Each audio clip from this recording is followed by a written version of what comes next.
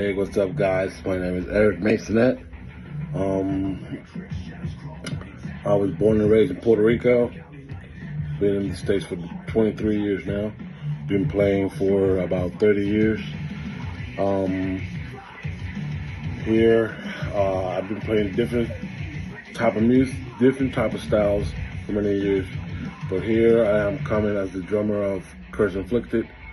And I chose Collision's 5As, the length, the style, how they look, and you cannot break these things. You know what I mean? The first time I ever played with them was with a friend of mine's kid, and I was just like, dude, I've been hitting this, and it feels like it's an extension of your arm. So I love that. Other than that, what can I say? I'm very excited to be able to show some of what I can do and the opportunity to get through this round or whatever the process is.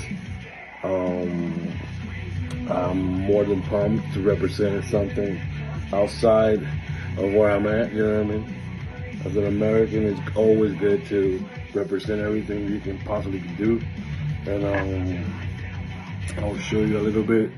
We're gonna show you a little bit of something that hasn't come out yet. I'll give you a little preview. We'll just jam it out and you just check it out. What's up? Here we go.